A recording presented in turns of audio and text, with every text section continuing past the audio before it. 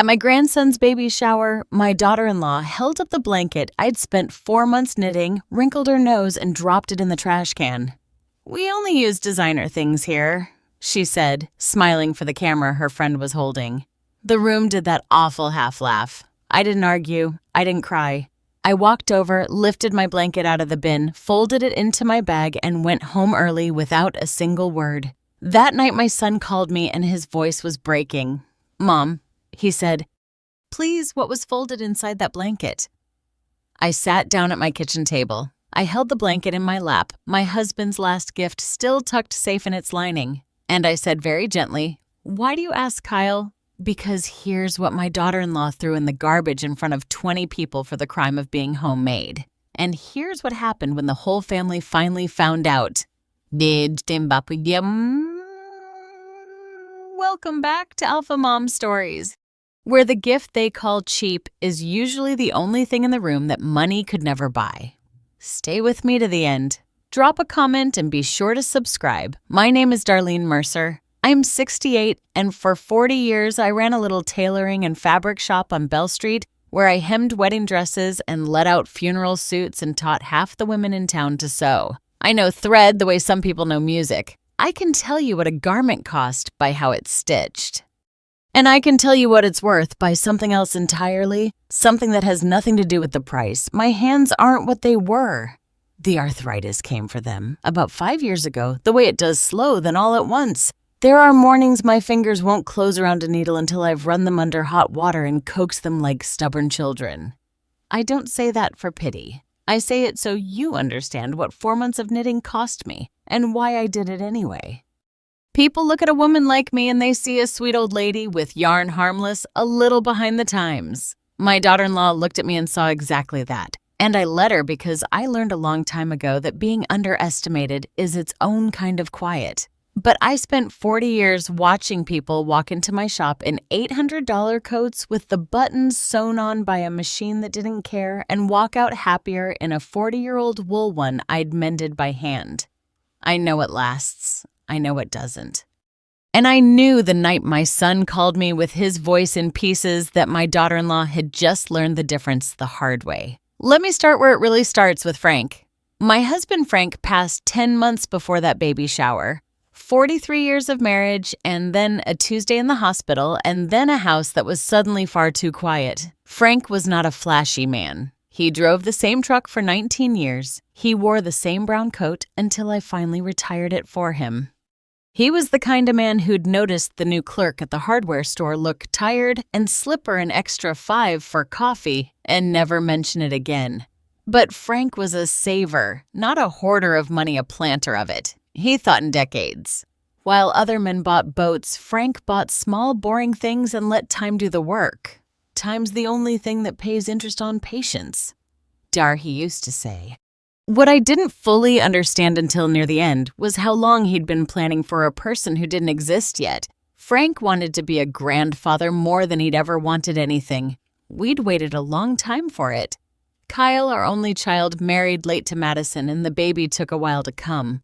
Frank used to talk about it on the porch. The fishing he'd teach, the terrible jokes he'd inflict, the trouble he'd be. He didn't make it. The baby was a whisper of news. A due date on a calendar when Frank's heart finally set down its tools. But here's the thing about a man who thinks in decades. He'd been getting ready to be a grandfather for almost 30 years before there was a grandchild to be ready for. And he'd hidden the proof of it all that time where I'd find it when it mattered. About a week before Frank died, when we both knew, he asked me to bring him the old cigar box from the top of his closet. I'd seen that box for 30 years and never once opened it. I assumed it was receipts or his father's war medals or the kind of nothing a man keeps because throwing it out feels like a small death. It was full of savings bonds, stacks of them rubber banded by year going back to before Kyle was even grown. United States savings bonds bought a little at a time. 50 here, 100 there. Every birthday and every bonus and every good month for almost 30 years. On the envelope in Frank's blocky pencil it said, "For our first grandbaby." I started the year Kyle turned 10. Frank told me his voice thin, but his eyes clear. Figured someday there'd be a little one. Wanted to hand them a head start nobody could take away. He squeezed my hand. They've all come due now, Dar. 30 years. They're worth real money. I asked him how much. He told me, I won't make you wait for it the way the family had to.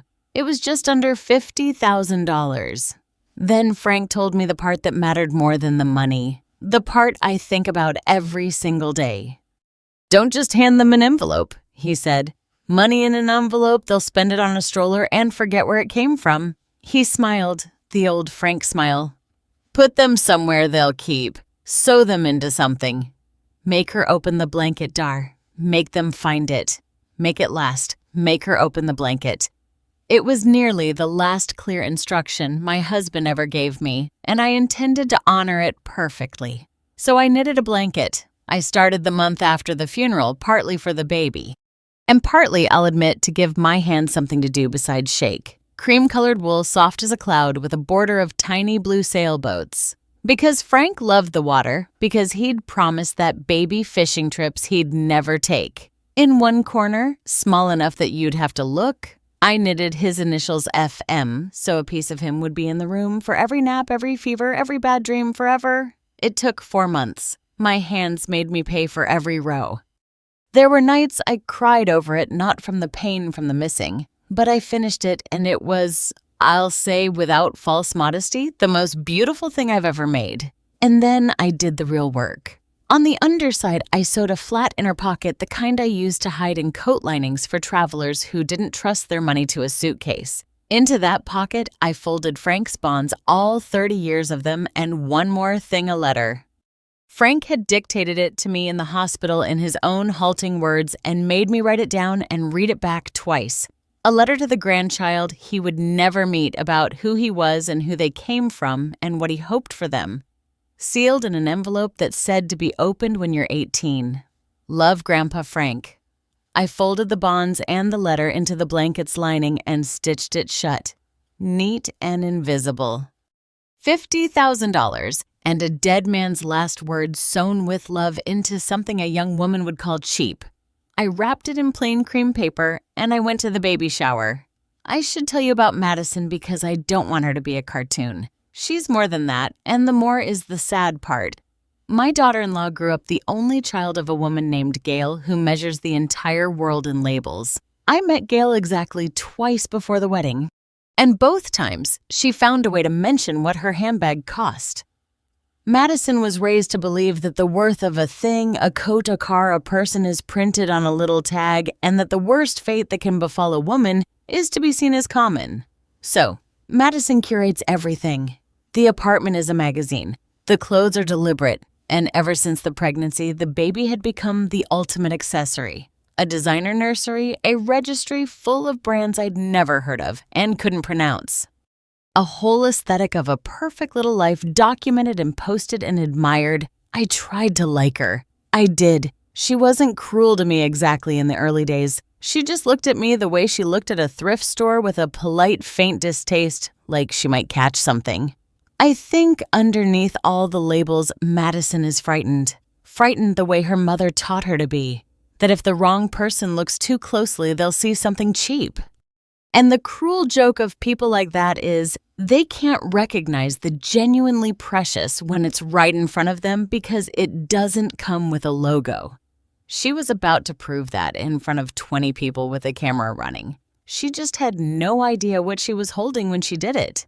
And I should tell you about my son Kyle because the part of this story that still aches isn't Madison. It's him. Kyle is a good man who has spent his whole life avoiding conflict the way some people avoid heights. He's gentle. He's funny. He loved his father fiercely. And he fell hard for Madison. And somewhere in the falling, he started going quiet, agreeing, smoothing, keeping the peace. When Madison's mother redecorated their life in labels, Kyle just went along. It was easier. Kyle has always chosen easier. After Frank died, Kyle came apart in the way quiet men do privately, where it doesn't inconvenience anyone. He'd call me late sometimes just to talk about his dad. He kept Frank's old fishing hat on a hook by his door. He, of all people, knew exactly who his father was, which is why when the truth finally came out, it didn't break Madison. Madison deflected. It broke Kyle, because Kyle was sitting right there at that shower. Kyle watched his wife call his dead father's gift homemade and drop it in the trash. And Kyle, keeping the peace-choosing easier, said nothing, laughed along even a little. The nervous laugh. He didn't know what was inside. I want to be fair to him about that. He didn't know, but he knew the blanket was from me, knew his grieving mother had made it with her ruined hands, and he let it go in the bin to avoid a scene. That's the thing he's going to carry, not Madison's cruelty, his own silence. Remember that when we get to the phone call? Remember that the voice breaking on the line that night was a son who had just learned what his own quiet had cost. The shower invitation came on heavy cardstock with gold edges. Madison's garden soiree, it said. There was a dress code for a baby shower. I didn't mind. I was, God help me, excited. I had the most important gift in the world sitting wrapped on my dresser, and I'd practiced in my head how it would go. Madison would open it, find a soft cream blanket, and then I'd say gently, "There's something inside it, sweetheart." From Frank, "Feel along the bottom seam." And she'd find the pocket and the bonds and the letter, and the whole room would understand that the quiet old man who couldn't be there had been planning for this baby for 30 years. Make her open the blanket, Frank had said. I was going to make sure she opened the blanket. I bought a new blouse for the occasion navy with a little lace collar. I wrapped the gift in plain cream paper because the blanket didn't need gold edges to be precious. And I tied it with a bit of blue ribbon the color of the sailboats. I drove over with the box on the passenger seat where Frank used to sit, and I talked to him a little on the way I do. "Big day, Frank," I said. "We're giving them your bonds." Can you believe it? We're going to be grandparents after all. I had no idea I was about to watch a stranger drop my husband into a garbage can. Gail's house was done up like a boutique hotel. White peonies everywhere, a balloon arch in 3 shades of grage, a table of tiny catered things that cost more than they fed. There was a backdrop with the baby's name in gold script. They'd chosen Hudson after no one in particular, a name Madison said tested, well, whatever that means. I felt like a wren that had flown in through an open window. Everyone was younger, glossier, in clothes that knew they were being photographed. I clutched my plain cream box, and I smiled, and I found a chair near the edge where the old aunt is meant to sit. But I wasn't unhappy. I had my secret, and secrets keep you warm. Every time a young woman in a dress that cost more than my car looked at my box with that little flicker of pity, I just thought about the pocket sewn into the lining, and I smiled to myself. I want you to understand that because of everything that happened that day, it's the part I grieve most. I walked in happy. I walked in carrying my dead husband's love for a baby he'd never hold, ready to give it away with both hands, glad to do it. I had no armor on. Why would I? You don't wear armor to a baby shower. You bring a blanket and a full heart, and you assume the people there will at least be kind.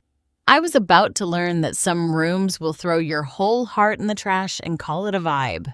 There was a woman by the gift table with her phone out filming. Madison's friend Brooke, capturing content for Madison's page. I didn't think anything of it. I'd think a great deal of it later. The whole event was built around the gift opening, which Madison ran like a product launch. She sat in a throne-like white chair under the balloon arch. Brooke filmed. Gail narrated for the room.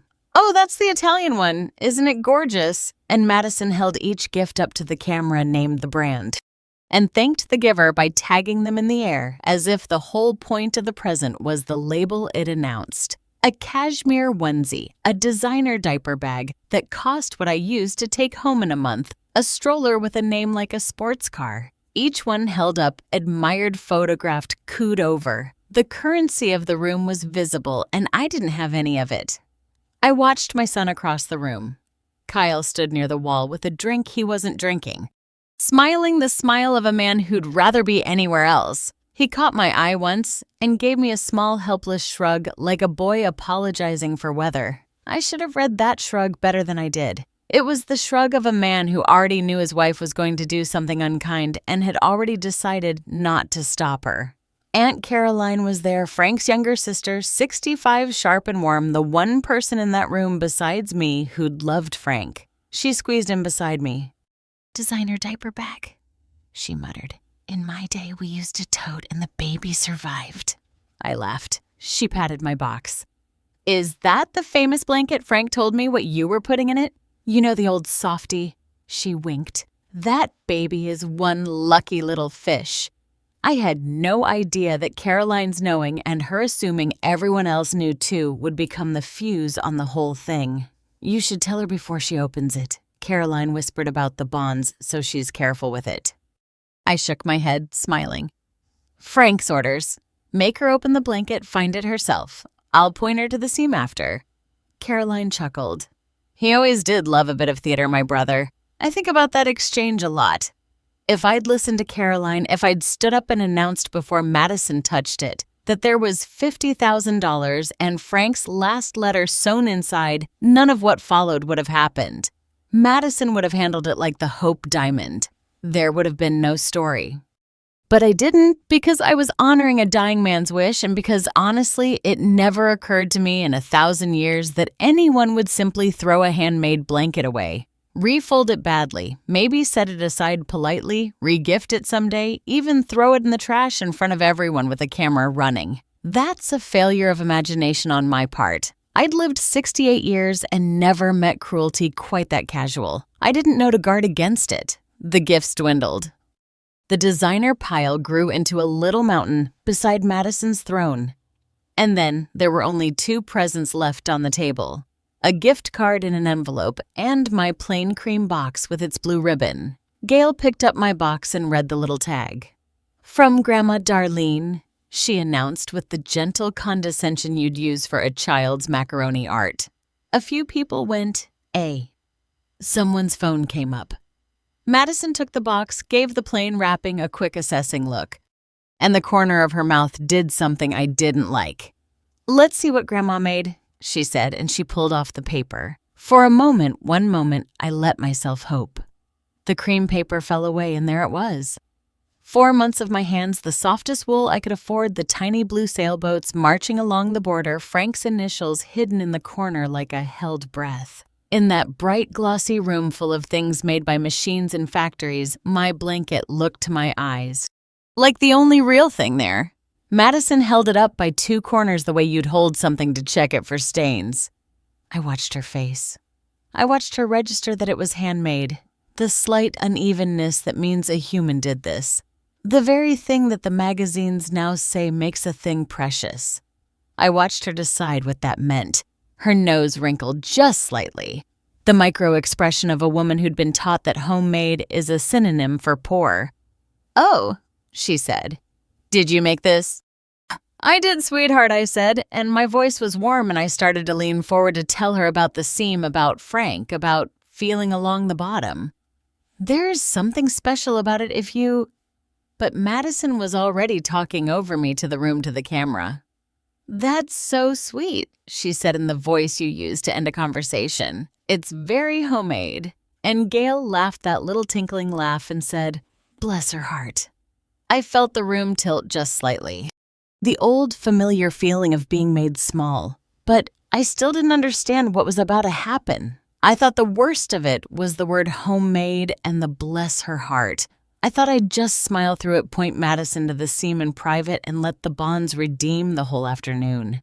I was wrong about how far she'd take it. What happened next happened fast, and I've replayed it in slow motion 10,000 times since. Madison folded the blanket back over her arm with a kind of finality.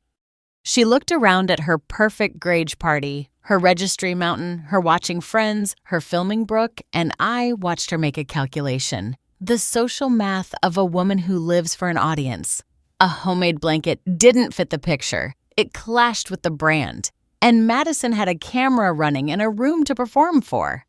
And somewhere in her label-measured heart, she decided that the funny, on-brand, content-worthy thing to do was to make a little joke of it. There was a tall steel trash can at the end of the gift table, the nice kind lined with a crisp white bag for the wrapping paper. Madison stood up, blanket over her arm, and crossed to it. Okay, so, she said, laughing, playing to Brooke's phone. I love Grandma, but we have a whole aesthetic for the nursery. And she held the blanket out over the open can like a magician about to drop a scarf. We only use designer things here. And she let go. My blanket.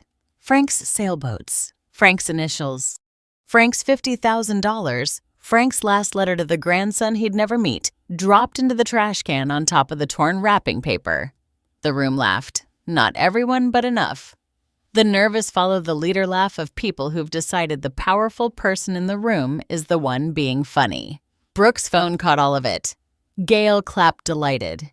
And my son Mikhail stood against the wall, went pale, opened his mouth and closed it again. He said nothing. That was the worst second of the whole day. Not the blanket in the bin. My son's mouth closing.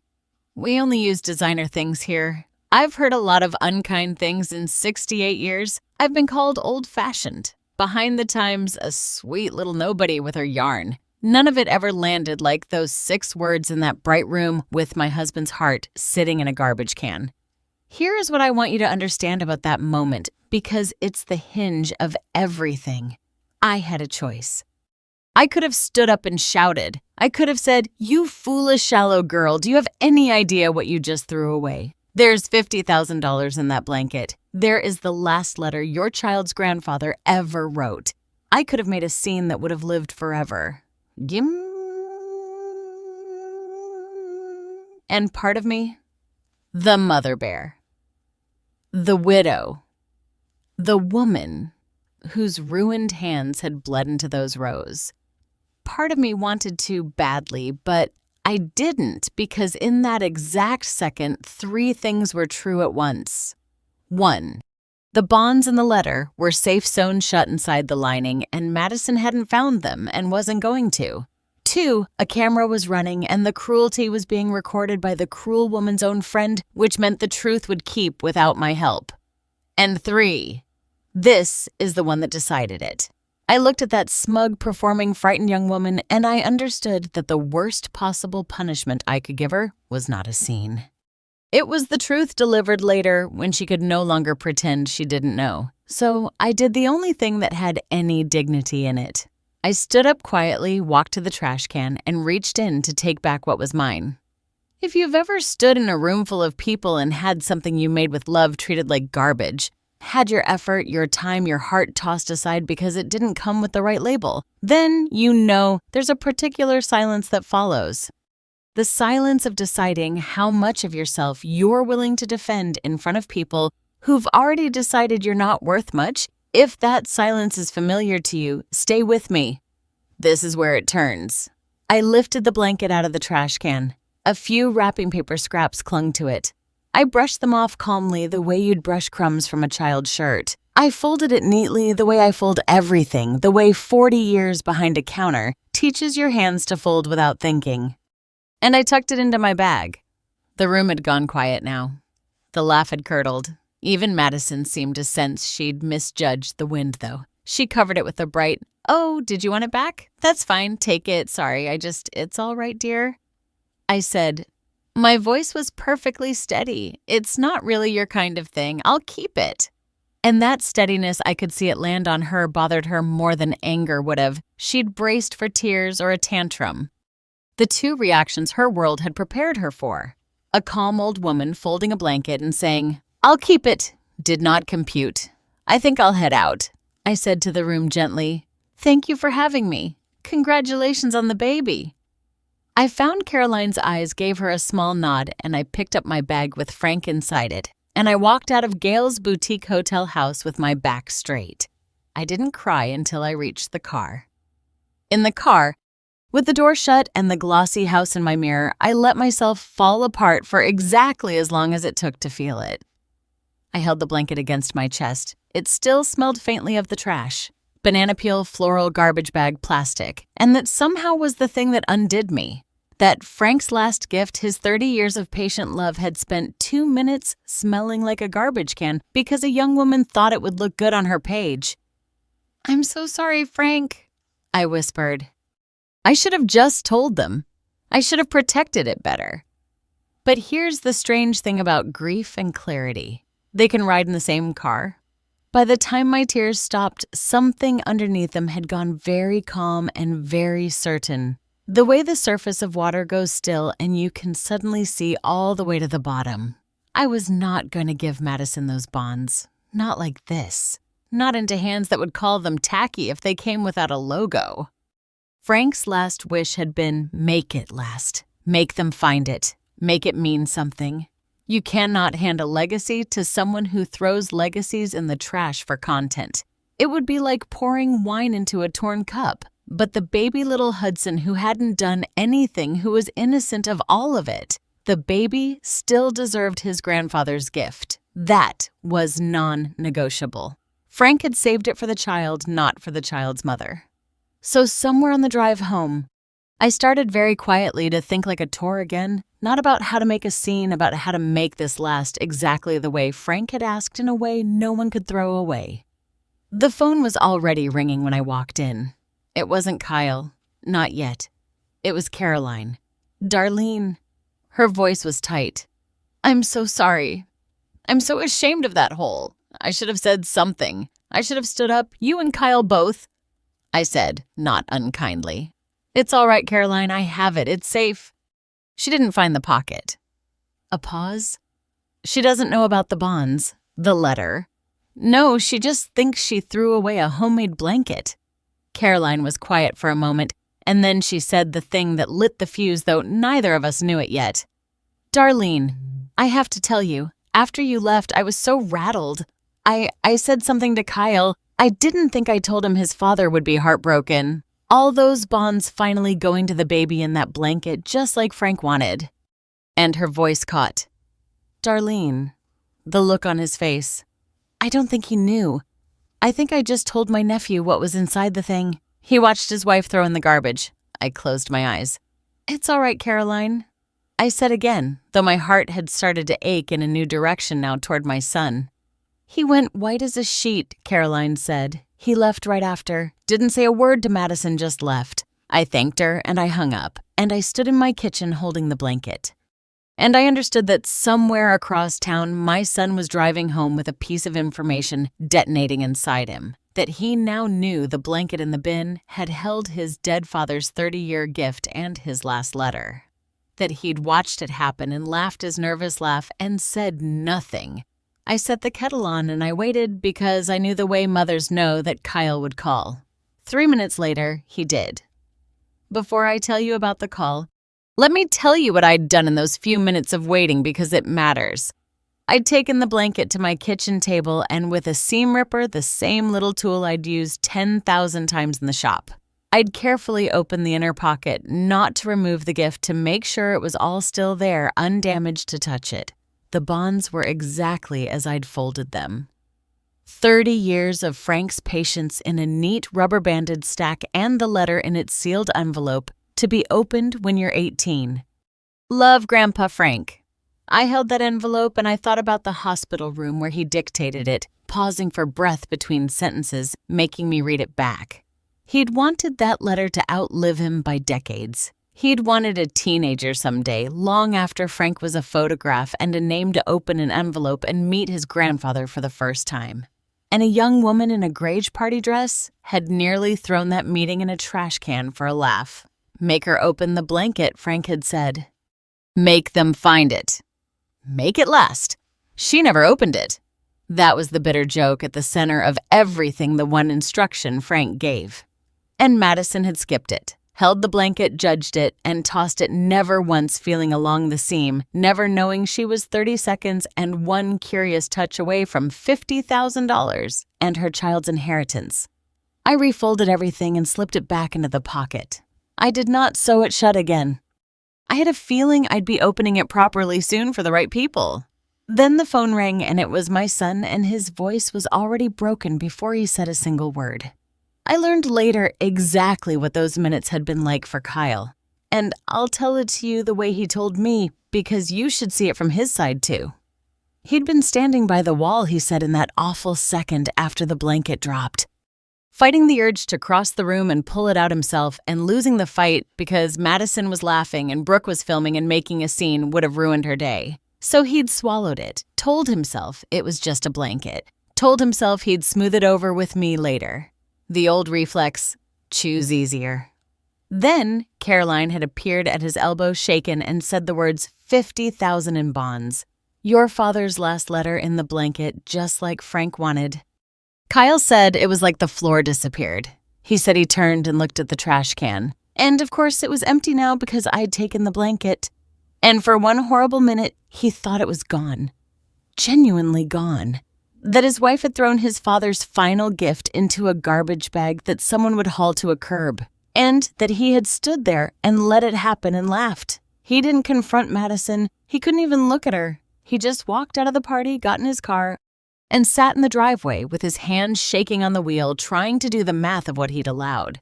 Then he called the one person who'd know, the one person who'd made the blanket his mother. He was praying I'd say I had it, and he was terrified I'd say I didn't. Mom. His voice cracked on the single syllable. Mom, please tell me you took the blanket home. Please tell me you have it. I have it, sweetheart, I said. It's right here on my kitchen table. It's safe. I heard him exhale like a man surfacing from deep water, a long shaking breath that turned halfway through into something that wasn't quite a sob. Oh, thank God, he said. Oh, thank God. I thought Caroline said, Mom, what was folded inside that blanket? And there it was. The question the whole day had been driving toward my son in his car in a driveway, asking what his wife had thrown away. I could have softened it. I could have spared him. But Kyle was 32 years old and a father now. And there are things a man needs to hear in full because the weight of them is the whole point. Your father's savings bonds, Kyle, I said gently. All of them. The ones he bought for his first grandchild every birthday and bonus for almost 30 years. They came due. They're worth just under $50,000. I let that sit. And his letter, the last one, the one he dictated to me in the hospital for the baby to open at 18 to meet his grandfather someday. My voice stayed steady for his sake. That's what was folded inside the blanket, sweetheart. That's what Frank sewed his whole heart into. That's what you watched go into the trash. The line went very, very quiet. And then my son, my gentle peacekeeping conflict-avoiding son, made a sound I had not heard from him since he was a small boy. A raw, helpless breaking sound, and he said, I didn't stop her, Mom. I was right there. And I didn't stop her. I let him cry. Sometimes that's the whole job of being a mother. You let them cry, and you don't rush it, and you don't fix it too fast. I keep telling myself, it's just a blanket, he said when he could talk again. That's what I told myself in the room. It's just a blanket. Don't make a thing of it. And it was, Mom, it was Dad. It was Dad's hole. And I laughed. I made the little laugh. I'm going to hear that laugh for the rest of my life. I know, I said. How are you so calm? He asked. How are you not? I would understand if you never spoke to either of us again. Because I have it, Kyle, I said. Because your father's gift is safe on my table, and the baby is going to get every cent of it and every word of that letter. Nothing precious was actually lost today, except maybe some illusions, and those needed losing. I paused, and because being calm is the only weapon I've ever found that the people who threw it away can't argue with, he was quiet. Then what do you want to do? Tell me what you want, and I'll do it. For once in my marriage, I'll do the right thing instead of the easy one. And there it was, the first real spine I'd heard in my son's voice in years. It had cost him this much to find it. Maybe it always does. I want one thing, I told him. I want the whole family in one room. Your Aunt Carolyn Madison Gale, if she'll come. And I want to give Hudson his grandfather's gift properly out loud, where everyone can see exactly what it is and exactly what almost happened to it. I let that land. Frank said, make her open the blanket. So we're going to open the blanket together just a little later than planned. Kyle told Madison that night he had to. He couldn't sit across a kitchen table from her holding something that size. I wasn't there, but I heard about it from both of them eventually. And the two versions tell you everything you need to know about the people who told them. Kyle's version. He sat her down shaking and told her there had been $50,000 and his father's last letter sewn into the blanket she'd thrown away on camera. And Madison's first words, her very first words, were not, oh my God, or is it gone, or what have I done? Her first words were, well, how was I supposed to know? She should have said something. Who sews money into a blanket? That's insane. This is kind of her fault, honestly. This is kind of her fault, honestly. That sentence is the whole of Madison, I'm afraid. Caught doing something unforgivable, her instinct was not remorse, but defense to find the angle where she was the wronged party. She'd thrown a dead man's legacy in the trash, and within 30 seconds, she'd constructed a version where the real villain was the grieving widow who hadn't labeled her gift properly. Madison's version, when I heard it later, was that she'd been blindsided and made to feel terrible over an honest mistake, and that nobody appreciates how stressful planning a shower is. Not once in any telling did Madison say the words, "I'm sorry," and mean them. I want you to hold on to that because it matters for what I decided. I did not lock those bonds away to be cruel.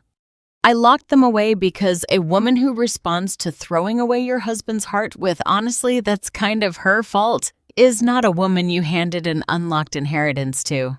So I made some calls of my own the next week with my reading glasses on and Frank's cigar box open on the table. I'd spent 40 years being good with my hands and quietly good with money, and now I put both to work. I went to the bank with the bonds, and a kind young man helped me confirm what Frank had told me. $47,000 and change, just under the $50,000 he'd promised. Every dollar of it earned by a man buying small and waiting long. Then I went to see a woman named Patricia who handles these things, and I set up an education trust for Hudson, a real one locked. The money would go to the child, his schooling, his start in life, administered independently where it could not be spent, borrowed against, or honestly. That's kind of her fault, Ed, by anyone. Not Madison, not Kyle, not me. The child's and only the child's the way Frank intended. It cost me a little to lock Kyle out too. I won't pretend it didn't. But Frank's wish was for the grandbaby, and the cleanest way to honor a wish is to make it impossible to bend. Then I did the other thing, the more important thing. I made copies of nothing and kept the original of everything. And I planned a family gathering. A small one at my house where I have the homemade court advantage of a kitchen that smells like 40 years of good meals. And I decided that at that gathering in front of everyone, I was going to do exactly what Frank asked. I was going to make them open the blanket this time the right way. It took a few weeks to arrange, partly because the baby came in the middle of it. Hudson arrived on a rainy Thursday, 7 pounds, and furious about it with, "I am not making this up," his grandfather's exact frown. The first time they put him in my arms, that cross little face working itself up to a holler, I saw Frank so clearly I had to sit down. "There you are," I whispered to him. "We've been saving up for you a long time, little man." The baby changed things a little in everyone. Even Madison was softer, exhausted, and human in the way new mothers are. The labels temporarily forgotten under spit up and no sleep. For a few days, I let myself hope the gathering might not even be necessary, that the baby would melt the whole thing. But then I saw Madison's first posted photo of Hudson, staged filtered in a $400 outfit, captioned with brands, and I knew the softness was a phase. The values were the structure. Hudson was already being measured for the same little tags his mother had been raised inside, which meant Frank's gift and Frank's letter mattered more than ever. That baby was going to grow up in a house that taught him a thing's worth is printed on its label. Somewhere in his life, he'd need the opposite lesson, sewn by hand, paid for in patience, waiting in an envelope marked 18. So I sent the invitation Sunday dinner, my house everyone. And I got out the blanket. They came on a Sunday evening into a house that smelled like the pot roast I'd made because some weapons are kindness. Kyle gray and quiet, carrying the baby. Madison polished again, wary. Gail, who'd come because missing it would have looked worse than attending.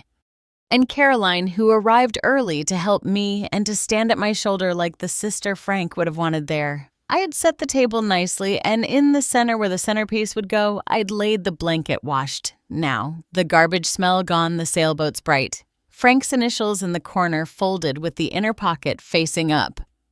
Madison's eyes went to it the second she walked in, and her face did something complicated. She hadn't expected to see it again. I think she had hoped it would quietly disappear the way uncomfortable things do for people used to having discomfort handled for them. "We ate first," I insisted. "You don't do the hard thing on an empty stomach."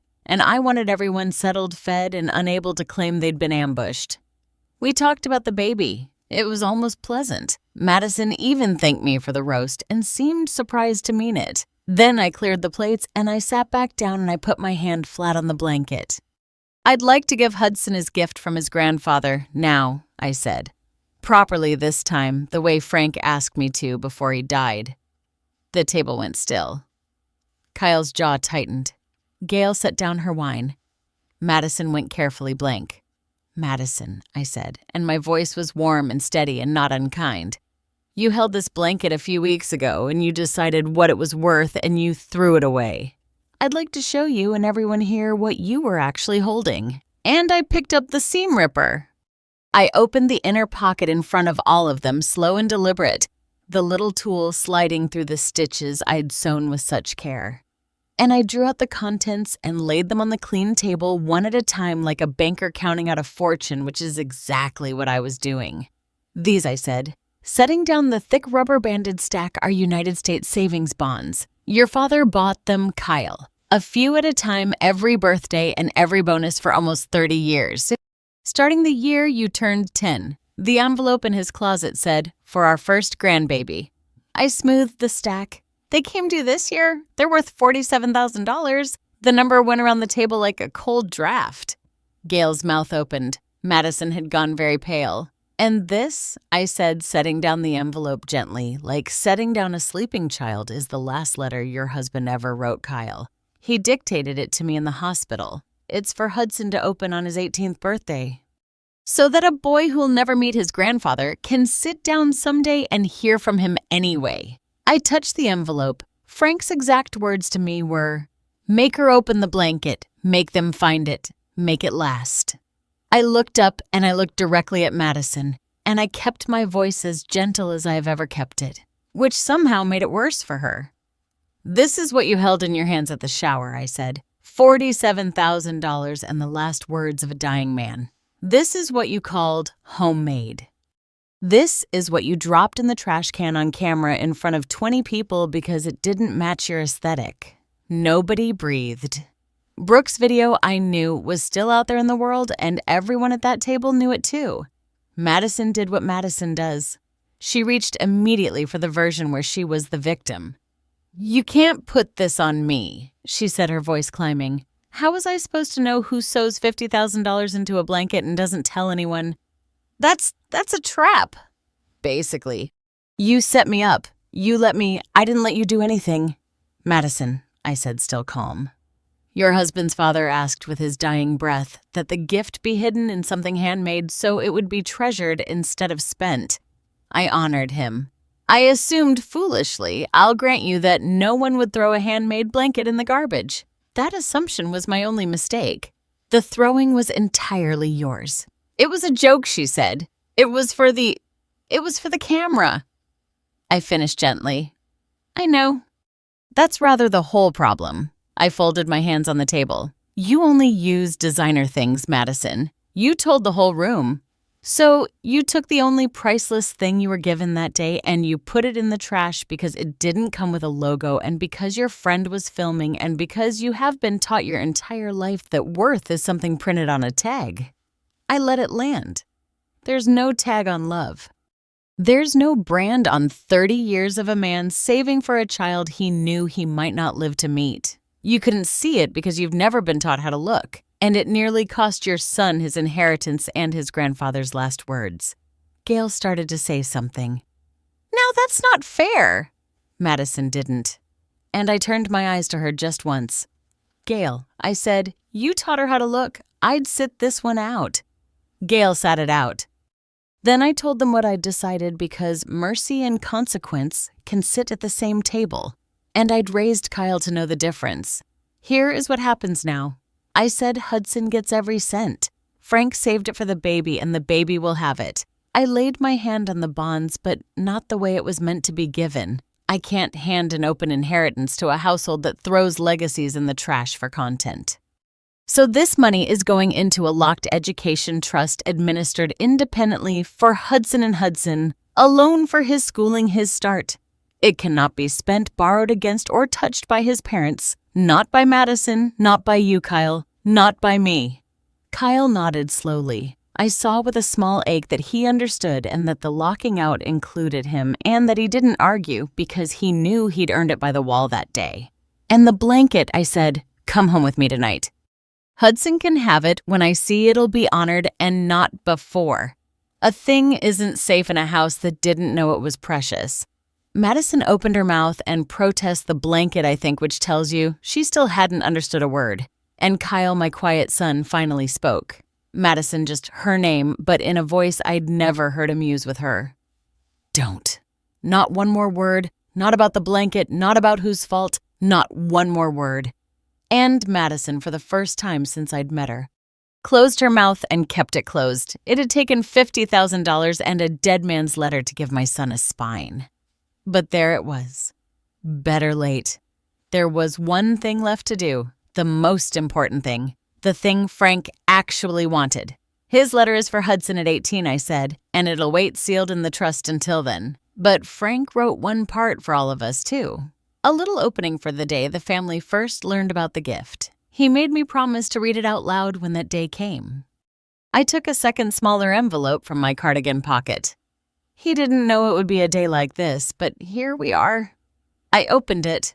My hands shook, not from the arthritis this time, and I read my husband's words to his family in my kitchen with his grandson asleep in his son's arms. "If you're hearing this," I read, "then the little one has finally arrived, and I'm sorry I couldn't be there to be a nuisance about it. I've been saving for this baby since Kyle was 10 years old because the best thing my own grandfather ever gave me wasn't money. It was the proof that someone was thinking of me before I existed.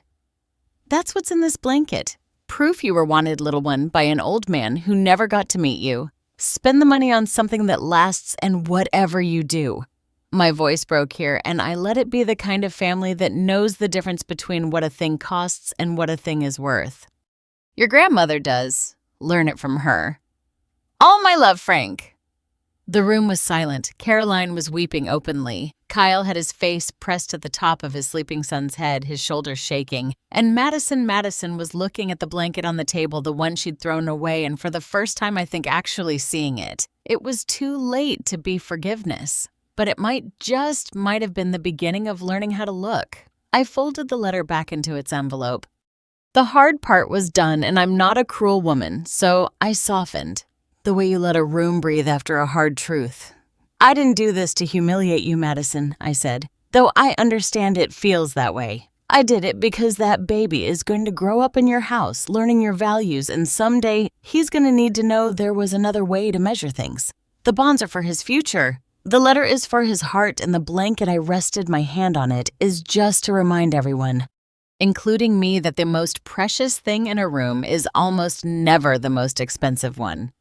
I looked at my son, Kyle. I said, "You stayed quiet at that shower because quiet was easier. You've stayed quiet your whole life because it was easier. I'm not angry at you, but I need you to hear me as your mother. The blanket survived because I refused to be quiet about what it was worth, even when being quiet would have been so much more comfortable. That's the inheritance, son, not the bonds." That he nodded. He couldn't speak. He didn't need to. "I'm Hudson's grandmother," I said to the whole table now. Not optional. Not a thrift store relative you tolerate at holidays. I made that baby a blanket with hands that don't work anymore, and I will be in his life fully, or this family, and I will have a much harder conversation than this one. Those are the terms. Nobody argued with the terms. Here's how it shook out in the months after. Because I know you want the ledger and not just the feeling. The trust is locked and growing. $47,000 sitting quietly, doing for Hudson exactly what Frank intended, waiting patiently the way Frank himself would have. Hudson can't touch it till he's grown, and neither can anyone else. And that's the point. Frank thought in decades, so now does his grandson's future. Brooke's video, the one of Madison dropping the blanket and saying, "We only use designer things here," turned out to have been seen by more of the family than Madison realized. She'd posted it as a cute moment before any of us knew what was inside. She took it down, of course, the day Kyle told her the truth. But the internet keeps what it's given, and enough people had seen it that Madison spent a long quiet season being known in her own circle as the woman who threw away her child's inheritance for a laugh. I didn't do that to her. She filmed it herself. There's a lesson in that too. About living for a camera. Gail and I are not close. We never will be. But she has stopped saying bless her heart to me, which I count as a diplomatic victory. Madison and I are careful. She has never fully apologized. She's not built for it. But she asked me a few weeks later in a small voice if I would teach her to knit. I said yes. We've made a lopsided, ugly, wonderful little hat for Hudson together. Her first handmade thing. She kept it. She didn't throw it away. It's a start. Kyle is the one who changed the most. Grief and shame did to him what 40 years of comfort never could. They grew him a backbone. He came to me about a month after the dinner alone and sat at my kitchen table where the blanket had been, and he said, I've been replaying at the shower, and I keep landing on the same thing. I didn't fail Dad when I let the blanket go in the trash. I failed him 100 times before that. Every time I stayed quiet to keep Madison happy. The blanket was just the one I couldn't unsee. That's a hard thing to know about yourself. I said, You knew it about me for years. He said, Why didn't you ever say, because some things a person has to find for himself? I told him, I could have told you 1,000 times. It took a blanket in a bin to make you believe it. He's different now. He speaks up. He and Madison are in counseling, which I never thought I'd see. He keeps Frank's fishing hat on the hook still. But now he's told Hudson he'll teach him to fish himself the way Grandpa would have. I'm still learning how to not choose easier, he told me. But I'm choosing it on purpose now. That's new. It is, and I'm proud of him. Better late. The blanket lives on Hudson's crib now. It took a few months. Long enough for me to be sure the house it was going into had learned even a little what it was holding. When I finally brought it over, Madison had cleared a place of honor for it. And she'd put away the designer throw that used to be there, and she didn't say a word about aesthetics. She just watched me lay Frank's sailboats over her son, and she touched the corner with his initials, and she said quietly, F, I never even noticed that was there. Most people don't, I said. You have to know to look. My hands are worse this winter. Some mornings the needles win and I can't knit at all. But I'm making Hudson a sweater slowly. A few rows on the good days with his grandfather's initials hidden in the cuff where he'll find them someday, if he knows to look. Because that's what we do, the homemade grandmas. We sew ourselves into things quietly, and we wait. Frank taught me that. Time pays interest on patience. If there's one thing I'd hand you from all of this, it's this. The world will tell you louder every year that worth is a thing you can read off a label. That the expensive gift is the real one and the homemade one is sweet but lesser. Don't you believe it? The most valuable things in any room are almost always the quiet ones made by hand, given without logos. Easy to throw away if you've never been taught how to look. Learn how to look, and whatever you love, sew it into something that lasts. And never let anyone tell you it belongs in the trash. That's my story. One homemade blanket, one trash can. And a love worth more than the whole designer room. If it reminded you of a handmade gift you still treasure, tell them tonight. Drop a comment, hit subscribe, and I'll see you next time.